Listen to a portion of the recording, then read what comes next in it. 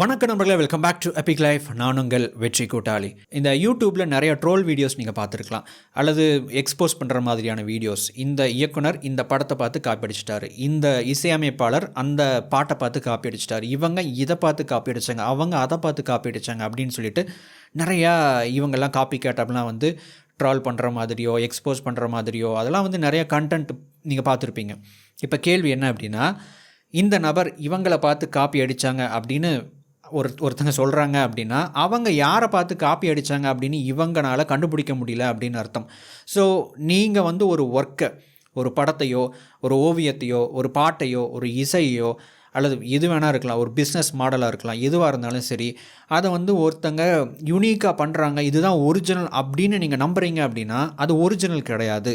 ஆனால் இது யாரை பார்த்து காப்பி அடித்தாங்க அப்படின்னு உங்களால் கண்டுபிடிக்க முடியாத அளவுக்கு அவங்க ஒர்க் பண்ணியிருக்கிறாங்க அப்படின்னு அர்த்தம். ஸோ இன்றைக்கி இந்த வீடியோ மூலமாக நீங்கள் எப்படி இந்த மெத்தட்ஸை பயன்படுத்தி நீங்கள் க்ரியேட்டிவாக ஒரிஜினல் கண்டென்ட்டை க்ரியேட் பண்ணுறது அப்படிங்கிற விஷயத்தை பார்க்க போகிறோம். அது வந்து உங்களுடைய கண்டென்ட் அப்படின்னா ஒரு யூடியூப் வீடியோவிலிருந்து, ஒரு படத்திலிருந்து, ஒரு பாட்டு இசையில் இருந்து ஒரு பிஸ்னஸ் மாடல் வரைக்கும் இந்த க்ரியேட்டிவ் மெத்தடை எப்படி சரியாக பயன்படுத்துறது அப்படிங்கிற முக்கியமான கான்செப்டை ஸ்டீல் லைக் அன் ஆர்டிஸ்ட் அப்படிங்கிற புத்தகத்தினுடைய முக்கியமான கருத்துக்களோடு இன்றைக்கி நாம் தெரிஞ்சுக்க போகிறோம். முதலாவது இந்த புக்கோட மெயின் கோர் கான்செப்ட்லேருந்து நம்ம ஸ்டார்ட் பண்ண போகிறோம். அது என்ன அப்படின்னா, நத்திங் இஸ் ஒரிஜினல். இந்த உலகத்தில் நீங்கள் பார்க்குற எந்த ஒரு ஒர்க்குமே, எந்த ஒரு வேலைப்பாடுமே வந்து ஒரிஜினல் கிடையாது. இதுதான் இதுக்கு முன்னாடி இது ஒரு மாதிரி இந்த மாதிரியான விஷயம் இல்லவே இல்லை, இருந்ததே இல்லை அப்படின்னு சொல்ல முடியாது. இதுக்கு முன்னாடி அதை வேறு வடிவத்தில் வேறு விஷயத்தில் இருந்திருக்கு. அதை உருவாக்கக்கூடிய ஒரு கிரியேட்டர் வந்து அதை கொண்டு போயிருக்கிறாரு. இந்த புத்தகம் வந்து ஒரு கோட்டோட வந்து ஸ்டார்ட் பண்ணுவாங்க. Good artist copy, great artist steal அப்படின்னு சொல்லுவாங்க. ஒரு நல்ல ஒரு கலைஞர் அப்படிங்கிறவர், உருவாக்கக்கூடிய ஒரு கிரியேட்டர் அப்படிங்கிறவர் வந்து ஒரு ஆர்டிஸ்ட் வந்து காப்பி பண்ணுவார், இதை பார்த்து அதை அப்படியே தூக்கி இங்கே கொடுப்பார். ஆனால் ஒரு கிரேட் ஆர்டிஸ்ட் அப்படின்னு சொல்லக்கூடிய ஒரு நபர் திருடுவார் அப்படின்னு ஒரு விஷயம் சொல்லியிருக்கிறாங்க. ஸோ திருடுறது அப்படின்னா இந்த இடத்துல ஒரு சீப்பான ஒரு வாக்கியமாக நீங்கள் வந்து எடுத்துக்கக்கூடாது. இதுக்குள்ளே ஒரு ஆழமான ஒரு கருத்து ஒன்று இருக்குது. சரி, நத்திங் இஸ் ஒரிஜினல், எதுவுமே வந்து ஒரு உண்மையான ஒரு ஒர்க்கு கிடையாது அப்படிங்கிற கான்செப்டை முதல்ல பார்க்கலாம். ரீமிக்ஸ் அப்படின்னு ஒரு வார்த்தை கேள்விப்பட்டிருப்பீங்க. இந்த உலகத்தில் நீங்கள் பார்க்குற எந்த ஒரு விஷயமா இருந்தாலும் சரி, அது வந்து நீங்கள் ஒரிஜினல் அப்படின்னு நீங்கள் நம்புறீங்க அப்படின்னா அது ஒரு ரீமிக்ஸ்.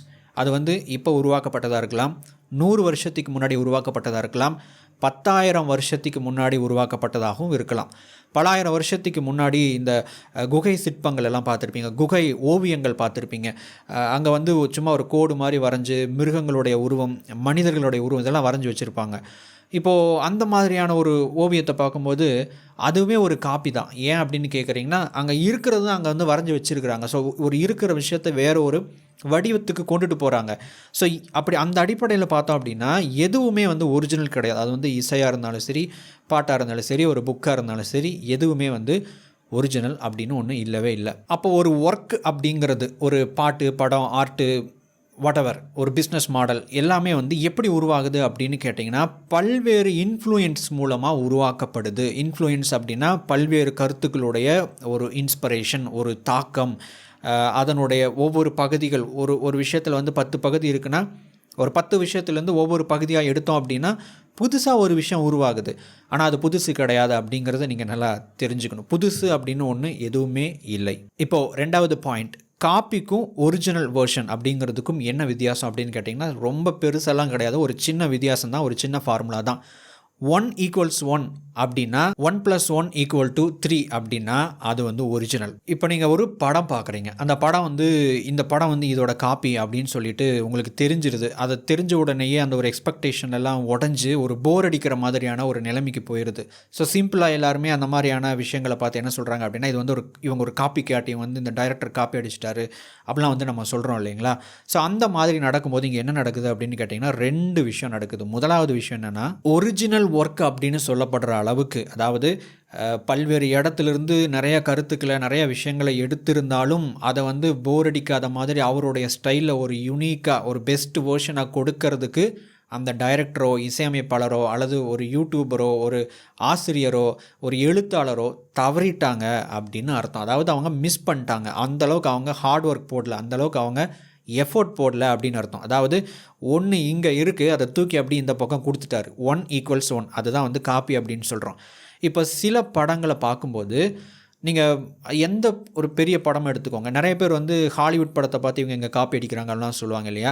அந்த ஹாலிவுட் டைரக்டர்ஸே வந்து பார்த்திங்கன்னா நிறைய இன்டர்வியூஸில் இந்த படத்தோட இன்ஸ்பிரேஷன் தான் இது, இந்த ஒரு படம் 50 வருஷத்துக்கு முன்னாடி வந்த ஒரு படம், ஒரு நாவல் தான் இதனுடைய ஒரு இன்ஸ்பிரேஷன், இந்த ஒரு சினிமாட்டோகிராஃபர் தான் இந்த மாதிரியான ஒரு சீனை செட் பண்ணுறதுக்கான ஒரு இன்ஸ்பிரேஷன், இந்த மாதிரியான ஒரு ஆசிரியர் தான் இந்த புத்தகத்தை எழுதுறதுக்கான இன்ஸ்பிரேஷன், இவங்க தான் என்னுடைய பிஸ்னஸ்க்கான இன்ஸ்பிரேஷன்லாம் வந்து நிறைய பேர் வந்து சொல்லியிருப்பாங்க.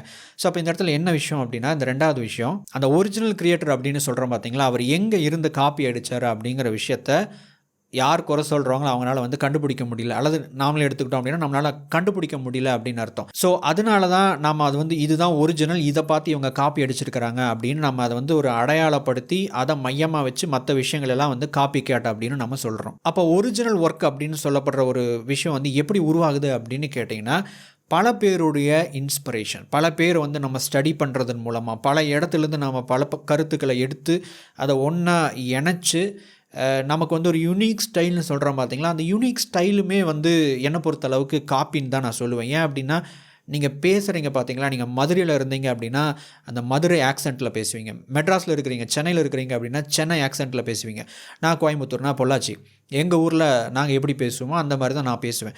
நான் பேசுகிற மொழி நான் தமிழ் தான், ஆனால் இங்கே பேசக்கூடிய இந்த ஆக்சென்ட் அப்படிங்கிறது வந்து அங்கே வேறையாக இருக்குது, இங்கே வேறையாக இருக்குது, வேற ஒரு இடத்துல வேறு மாதிரி இருக்குது. என்ன காரணம் அப்படின்னா, நாம் பேசுகிற அந்த வார்த்தைகள் கூட நம்மளுடையது கிடையாது, நம்ம காப்பி அடிக்கிறோம். ஸோ அப்படி பார்த்தீங்க அப்படின்னா எல்லாருமே இன்னொரு விஷயத்தை பார்த்து நம்ம இன்ஸ்பயர் ஆகி காப்பி அடித்து, காப்பிங்கிற வார்த்தை இதோட நம்ம தவிர்த்திடலாம், இன்ஸ்பயர் ஆகி அந்த ஒவ்வொரு விஷயங்களும் ஒன்றா சேர்ந்து ஒர்க் ஆகுது பார்த்தீங்களா, எல்லா புள்ளிகளும் ஒன்றா இணைஞ்சு வெளியே வருது பார்த்தீங்களா, ஒரு க்ரியேட்டிவ் ஆர்ட்டாக வெளியே வருது பார்த்தீங்களா. ஸோ அதைத்தான் வந்து நாம் ஒரிஜினல் அப்படின்னு சொல்கிறோம். அப்போ ஒரு ஒரிஜினல் ஒர்க் அப்படிங்கிறது வெளியே வரணும் அப்படின்னா அது வந்து உடனே வர முடியாது, அதுக்குன்னு சில டைம் எடுக்கும். அதனால தான் வந்து ப்ராக்டிஸ் பண்ணுறாங்க, அதனால தான் வந்து எக்ஸ்பீரியன்ஸ் அப்படிங்கிற ஒரு விஷயத்துக்கு இம்பார்ட்டன்ட் கொடுக்குறாங்க, அதனால தான் வந்து பார்த்திங்கன்னா ரொம்ப ஒரு ஹார்ட் ஒர்க் பண்ணணும் அப்படிங்கிறாங்க, எஃபோர்ட் போடணும் அப்படிங்கிறாங்க. இது எல்லாம் எதற்காக அப்படின்னு கேட்டிங்கன்னா, அந்த ஒரு ஒரிஜினல் வேர்ஷன் ஆஃப் பிஸ்னஸ் ஆகட்டும், ஒரு படமாகட்டும், ஒரு பாட்டாகட்டும், ஒரு வீடியோவாகட்டும், இதையெல்லாம் கொடுக்கணும் அப்படிங்கிறதுக்காக தான் அந்த ஒரு எஃபோர்ட், இந்த ஹார்ட் ஒர்க், இது எல்லாமே தேவை.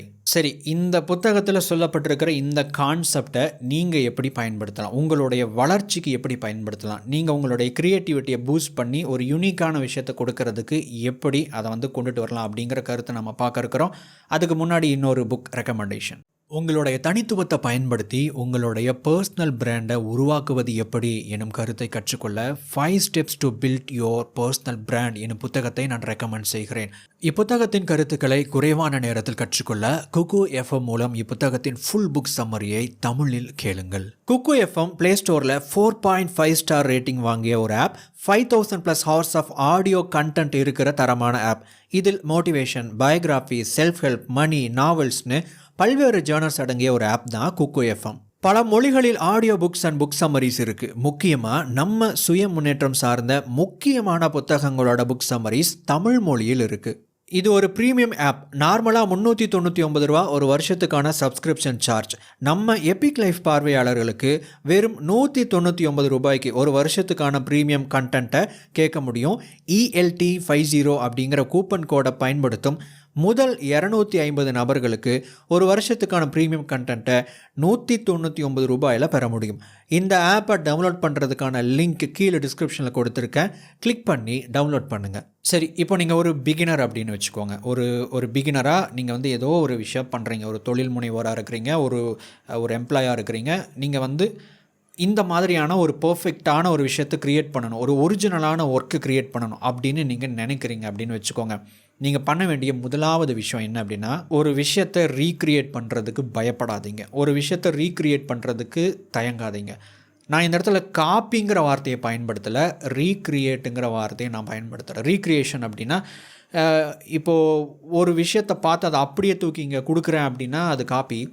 அங்கே பார்த்து இந்த மாதிரி நாமும் வேறு விதமாக பண்ணலாம் அப்படின்னு யோசித்து நான் ரீக்ரியேட், அதாவது என்னுடைய பாணியில் நான் கொஞ்சமாக எஃபோர்ட் போட்டு அதே மாதிரி நான் கொண்டு வரதுக்கு முயற்சி பண்ணுறேன் அப்படின்னா அதுக்கு பேர் வந்து ரீக்ரியேஷன். இப்போது ரீசன்ட் டேஸில் வந்து ஷார்ட் டாக்குமெண்ட்ரிஸ் எடுக்கலாம் அப்படின்னு சொல்லிட்டு ஒரு பிளானிங்கில் வந்து இறங்கியிருக்கிறேன். ஒரு short documentary style story videos பண்ணணும் அப்படின்னு சொல்லிட்டு அதற்கான வேலைகளும் வந்து போய்கிட்டு இருக்கு. இன்றைக்கி மத்தியானம் கூட அது மாதிரியான ஒரு இடத்துல நான் இருந்தேன்.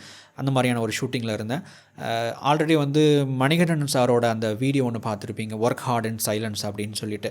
ஸோ அந்த வீடியோ வந்து ஸ்டார்டிங்கில் வந்து ஜஸ்ட்டு பாக்ஸிங் முடிச்சுட்டு அப்படியே டயர்டாகி உட்காந்துருப்பார். அந்த சீன் நீங்கள் பார்த்துருப்பீங்க. அதுக்கப்புறம் வந்து எப்படின்னு தட்டுவார். அதுக்கப்புறம் ஒரு டைலாக் வரும், அவர் பேசின அந்த இன்டர்வியூலேருந்து அந்த சீன் வரும். அதுக்கப்புறம் மியூசிக் வரும். இது எல்லாமே வந்து போகும். ஸோ ஆல்ரெடி மார்க் போன்ஸ் அப்படின்னு சொல்லிட்டு, மார்க் போன் ஒரு யூடியூபர், அவருடைய ஒரு ஷார்ட் டாக்குமெண்ட்ரி வந்து பார்த்திங்கன்னா கிட்டத்தட்ட அதே மாதிரி தான் இருக்கும். நான் அந்த இடத்துல காப்பி பண்ணல. ஆக்சுவலி அந்த படத்தில் வந்து ஒரு எம்எம்ஏ ஃபைட்டர் வந்து ஃபயர் ஃபைட்டராக கன்வெர்ட் ஆகிறாரு. ஸோ அதில் வந்து ஒரு சீன் வரும். என்ன வரும் அப்படின்னா, அவருடைய இடத்துல வந்து ஜஸ்ட் இந்த பஞ்ச் பண்ணுற மாதிரியான அந்த பொம்மைகளெல்லாம் வந்து வச்சுருப்பாங்க. இவர் வந்து சும்மா அப்படியே வந்து ஓடி வந்து சுற்றிட்டு அப்படி குத்துனதுக்கப்புறம் ஒரு மியூசிக் வரும். அதுக்கப்புறம் அவர் வந்து பேசுவார். ஸோ அந்த ஷார்ட்டை இன்ஸ்பிரேஷனாக எடுத்துக்கிட்டேன். ஸோ இது வந்து நான் பிளான் பண்ணியெல்லாம் பண்ண கிடையாது. அதில் ஷூட் பண்ணும்போது இந்த மாதிரியான ஒரு ஷார்ட் இருக்கிறத நான் பார்த்தேன். அதை தூக்கி நான் அப்படியே ஜஸ்ட்டு போட்டேன். எங்கே இருந்து எந்த ஒரு பாயிண்ட்லேருந்து அந்த வீடியோவை ஸ்டார்ட் பண்ணணும் அப்படின்னு எனக்கு ஒரு தேடிக்கிட்டே இருக்கும்போது எனக்கு இந்த ஐடியா கனெக்ட் ஆச்சு. ஸோ இதை நான் வந்து பிளான் பண்ணி நான் காப்பி பண்ணல. அதே மாதிரி நீங்கள் வந்து இதை பஞ்ச் பண்ணுங்கள், இப்படி பண்ணுங்கள் அப்படிலாம் வந்து நான் பண்ணலை. ஸோ அங்கே என்ன நடந்துச்சு அப்படின்னா, அந்த வீடியோவை பார்க்கும்போது அந்த ஒரு வீடியோவில் இருந்த ஒரு விஷயம் எனக்குள்ளே பதிவாயிருச்சு. இன்ஸ்பயர் ஆகிட்டேன். அதுக்கப்புறம் அந்த மாதிரியான ஒரு சீனை ரீக்ரியேட் பண்ணுறேன். நான் காப்பி பண்ணல. அதே மாதிரியான ஒரு படத்தை நான் உருவாக்கணும் அப்படின்னு நினைக்கல. ஆனால் அந்த படத்திலிருந்து இந்த வீடியோவுக்கு தேவையான ஒரு ஷார்ட்டை என்னால் உருவாக்க முடிஞ்சுது. ஸோ இதுதான் வந்து காப்பிக்கும் ரீக்ரியேட் பண்ணுறதுக்குமான வித்தியாசம். ரெண்டுக்கும் வந்து நம்ம தெளிவாக வந்து புரிஞ்சுக்கணும். ஸோ ரீக்ரியேட் பண்ணுறதுக்கு நீங்கள் தயங்கக்கூடாது. ஆஸ் அ பிகினராக நீங்கள் ஆரம்ப நிலையில் இருக்கக்கூடிய ஒரு நபர் அப்படின்னா நீங்கள் ஒரு ஒர்க்கை ரீக்ரியேட் பண்ணுங்கள். இது ரொம்ப சேஃபான ஒரு சைட். ஒரு பிஸ்னஸ் மாடல் இருக்குது. மற்றவங்க இந்த மாதிரி பண்ணுறாங்க, அவங்களுக்கு இது ஒர்க் அவுட் ஆகுது, அதை பற்றி கொஞ்சம் ஸ்டடி பண்ணுங்கள். அதே மாதிரி காப்பி பண்ணணும் அப்படின்னு நினைக்காதுங்க. அது வந்து உங்களுடைய ஸ்டைலில், ஓகே இவங்க இதை பண்ணிக்கிட்டு இருக்கிறாங்க, இதே மாதிரி தான் நாமளும் பண்ண போகிறோம், ஆனால் கொஞ்சம் வேறு மாதிரி பண்ண போகிறோம். ஸோ இந்த கான்செப்ட், இந்த அடிப்படையிலிருந்து நீங்கள் யோசிச்சிங்க அப்படின்னா நீங்கள் எப்படி ரீக்ரியேட் பண்ணலாம் அப்படிங்கிற யோசனைகள் உங்களுக்கு நிறையா வரும். ஸோ அதை வந்து எக்ஸிக்யூட் பண்ணுங்கள். நான் வந்து காப்பி பண்ண மாட்டேன், நான் வந்து ஒருத்தங்ககிட்ட இருந்து எடுத்துக்க மாட்டேன் அப்படின்னு நினச்சிங்க அப்படின்னா ஒரு ஒர்க்கை உங்களால் க்ரியேட் பண்ண முடியாது. நீங்கள் வேறு மொழி தான் பேசணும். நீங்கள் மக்கள் பேசுகிற எந்த மொழியுமே நீங்கள் பயன்படுத்தக்கூடாது. ஏன்னா அதுவே காப்பி தான். நம்ம மற்றவங்ககிட்ட இருந்து நம்ம பார்த்து தான் வந்து காப்பி அடிக்கிறோம். ஒரு டீச்சர் இருக்கிறாங்க, ஒரு வாத்தியார் இருக்கிறாரு அப்படின்னா போர்டில் எழுதி போட்டு நம்ம சின்ன வயசில் இருக்கும்போது இதை பார்த்து எழுது அப்படிம்பாங்க. அப்படின்னு எழுதுவோம், அப்படின்னு எழுதுவோம். அதுவே காப்பி தான். ஸோ அதுக்கப்புறம் வந்து நாம் என்ன எழுதுகிறோங்கிறது நம்மளுடைய அடையாளம், நம்மளுடைய ஐடென்டிட்டி, நம்மளுடைய க்ரியேட்டிவிட்டி, அது வேறு. ஆனால் ஆரம்ப நிலையில் நீங்கள் அந்த மாதிரி ரீக்ரியேட் பண்ணுறதுக்கு தயங்கக்கூடாது. சம்டைம்ஸ் சில நேரங்களில் காப்பி அடிக்கிறதுக்கும் தயங்கக்கூடாது. நான் சொன்னேன் இல்லைங்களா, டீச்சர் வந்து எழுதி போட்டு நீங்கள் வந்து காப்பி பண்ண தான் சொல்லுவாங்க, நீங்கள் சொந்தமாக எழுதுன்னு சொல்ல மாட்டாங்க. ஏன்னா எனக்கு எழுத தெரியாது, நான் சின்ன வயசாக இருக்கும்போது. ஸோ ஒரு விஷயத்தை ஸ்டார்ட் பண்ணுறோம் அப்படின்னா அவங்க இப்படி பண்ணிக்கிட்டு இருக்கிறாங்க, நாமளும் இந்த மாதிரி அதே மாதிரி அச்சு அசலாக காப்பி அடிப்போமே அப்படிங்கிறது கூட ஆரம்ப நிலையில் இருக்கிறவங்களுக்கு தவறு கிடையாது. அந்த மாதிரியான கருத்துக்களை எடுத்துக்கிறதுக்கு தயங்காதீங்க. நான் வந்து ஒரிஜினல் தான் க்ரியேட் பண்ணுவேன், நான் வந்து வித்தியாசமாக தான் பண்ணுவேன் அப்படின்னு யோசிக்காதீங்க. ஸோ உங்களால் வித்தியாசமாக புதுசாக எதுவுமே பண்ண முடியாது. அதுக்காக தான் நம்ம ஆரம்பத்தில் இருக்கக்கூடிய கருத்துக்களை நம்ம பார்த்தோம். ஸோ காப்பி அடிக்கிறதுக்கு தயங்காதீங்க. அதுக்கப்புறம் நீங்கள் ரீக்ரியேட் பண்ணுறதுக்கு ஆரம்பிக்கணும். இப்போ இந்த பிகினர் ஸ்டேஜ் அப்படிங்கிற நிலையிலிருந்து அதுலேருந்து அதை உடைச்சிட்டு இன்டர்மீடியேட், அதுக்கு நெக்ஸ்ட்டு லெவலுக்கு நீங்கள் வரணும் அப்படின்னா ஒரு விஷயம் வந்து பண்ணணும். நீங்கள் நிறையா விஷயங்களை காப்பி பண்ணியிருக்கணும், நிறையா விஷயங்களை ரீக்ரியேட் பண்ணியிருக்கணும். இதெல்லாம் பண்ணி முடிச்சதுக்கப்புறம் உங்களுக்கு ஒரு அனுபவம் இருக்கும். அந்த அனுபவத்தை வச்சு, இது பிஸ்னஸாக இருந்தாலும் சரி, ஆர்ட் ஃபார்மாக இருந்தாலும் சரி, படமாக இருந்தாலும் சரி, நீங்கள் ஒரு டைரக்டராக இருந்தால் வாட்டெவர், நீங்கள் என்ன பண்ணணும் அப்படின்னா ஒரு விஷயத்த பண்ணணும். நீங்கள் சுயமாக இதை ஏன் இப்படி பண்ணக்கூடாது, இது ஏன் அப்படி பண்ணக்கூடாது அப்படின்னு உங்களுக்கு ஒரு யோசனை வரும் பார்த்தீங்களா, அந்த யோசனைகளுக்கு நீங்கள் வழி கொடுக்கணும். என்ன ஐடியா வருதோ அதை நீங்கள் எக்ஸிக்யூட் பண்ணணும், அதை வந்து நீங்கள் ஒர்க் அவுட் பண்ணணும், அதை நீங்கள் வந்து உருவாக்க ஆரம்பிக்கணும்.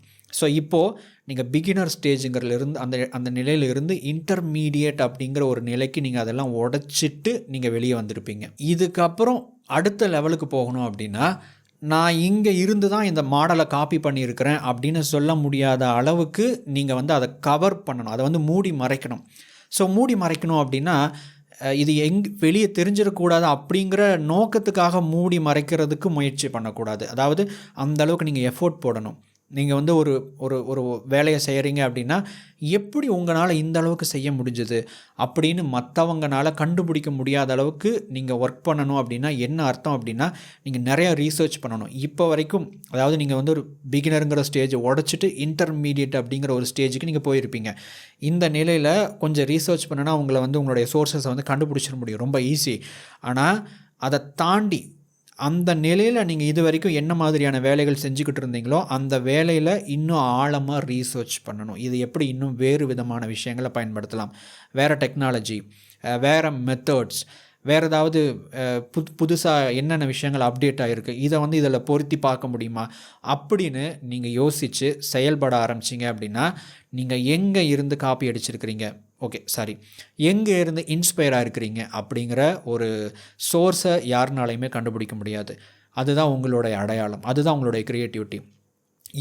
எதோடு சேர்க்கணும், எதை எப்படி செயல்படுத்தணும் அப்படிங்கிறத தெரிஞ்சவங்க தான் வந்து அட்வான்ஸ்டு கிரியேட்டர்ஸ். ஸோ அந்த நிலையை அடையணும்னா இந்த 2 ஸ்டேஜை தாண்டி தான் நீங்கள் வந்து போகணும். இந்த முதலாவது ஸ்டேஜை அடையிறதுக்கு, அந்த நிலையில் இருக்கிறதுக்கு நீங்கள் தயங்கவே கூடாது.